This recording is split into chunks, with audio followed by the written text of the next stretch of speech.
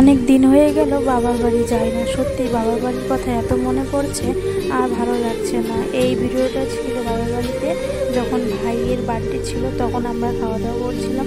তো তোমাদের সাথে শেয়ার করতে চলে এলাম। তো হ্যালো বন্ধুরা, কেবি ডেলি ব্লগে সবাইকে ওয়েলকাম জানাচ্ছি। আমি একজন গৃহবধূ, একটা ছোট্ট গ্রাম থেকে আমার দুই সন্তানকে নিয়ে আমি একজন হাউস ওয়াইফ।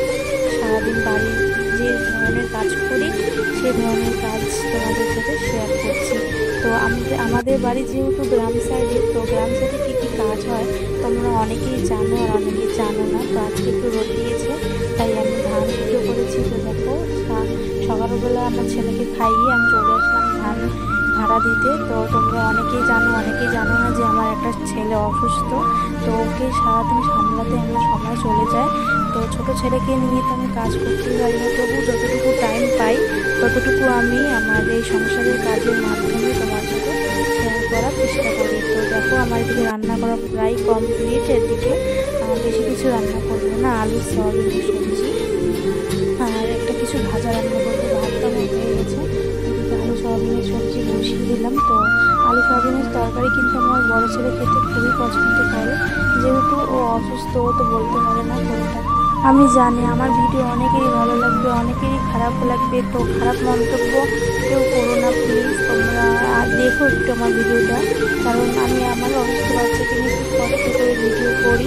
তো যদি পছন্দ না হয় তাহলে দেখতে হবে না, কিন্তু আমাকে কেউ খারাপ কমেন্ট করো না, কারণ খারাপ কমেন্ট দেখলে আমার ভীষণ কান্না পায়।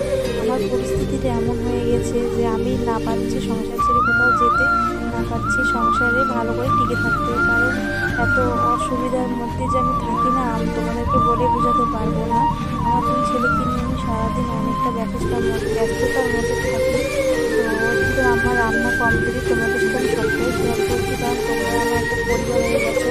আমাকে এত সাপোর্ট করছো, এত সাহায্য করছো আমার সব দিক দিয়ে, এত পছন্দ করছো আমার ভিডিওগুলো। তো লং ভিডিও আমি বেশিরভাগ দিতে পারছি না, কারণ দেখো একটা সংসারে অনেক কাজ থাকে, আরও দুই ছেলে, এদিকে তো গ্রামে বাড়ি, সব কাজই করতে হয় আমার। তোমরা কিন্তু আমার এই ভিডিওটা দেখে হয়তো কেউ ভালোবাসা দেবে, হয়তো কেউ দেবে না, কিন্তু আমি বলবো যে তোমরা যদি ভালোবাসা দিতে চাও তো নিশ্চয়ই আমার পাশে থেকো, তাহলে আমি তোমাদের পাশে থাকার চেষ্টা করবো।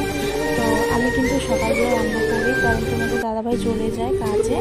না খেয়ে গেলে কীরকম লাগে না বলো? সারাদিন মানুষের কাজ করে বাইরে থাকে, আর খেয়ে গেলে একটু মনটা শান্তি লাগে যে না, এটা তো কিছু খেয়ে গেছে। তো দেখো, এদিকে আমার রান্না কিন্তু আমি করছি, আর এদিকে বাদবাকি কাজও আমি সামলাচ্ছি।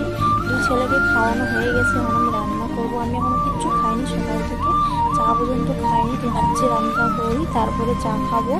আর এদিকে কিন্তু আমি ধান সেদ্ধ করতে দিয়েছিলাম, ধানগুলো আটা দিতে হবে, অনেকেই কাজ আছে, কাপড় দিতে হবে, বাসন মাজতে হবে। তো তোমরা অনেকেই আমাকে বলেছিলে যে তোমার দুই ছেলেকে নিয়ে তুমি কীভাবে কাজ করো, দিদিভাই আমাদেরকে একটু দেখায়ও, তার জন্য আমি ভিডিওটা করছি। তো দেখো, আমার কিন্তু রান্না প্রায় শেষ। তো চলো আমার ছোটো ছেলেকে তোমাদেরকে দেখাই কি করছে। ও কিন্তু গাড়িতে চড়ে মুরগিকে ধরার চেষ্টা করেছে। দেখো, এখন তো ও ছোটো আছে, তাই আমার একটু অসুবিধা হচ্ছে। যখন ও হেঁটে বেড়াবে না, তখন হয়তো আমি একটু শান্তি পাবো। তো বড় ছেলে তো হাঁটতে পারে না, বসতে পারে না, ওকে নিয়ে আমার একটু সমস্যা হয়ে যাচ্ছে।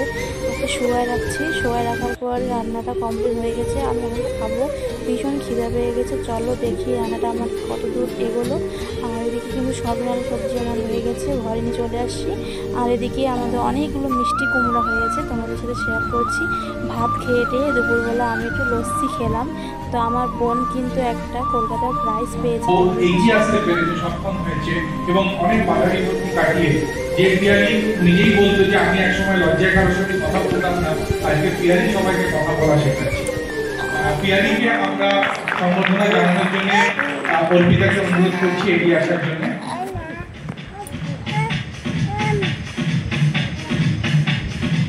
বর্ষা, একটু তোমাকে এগিয়ে আসতে হবে।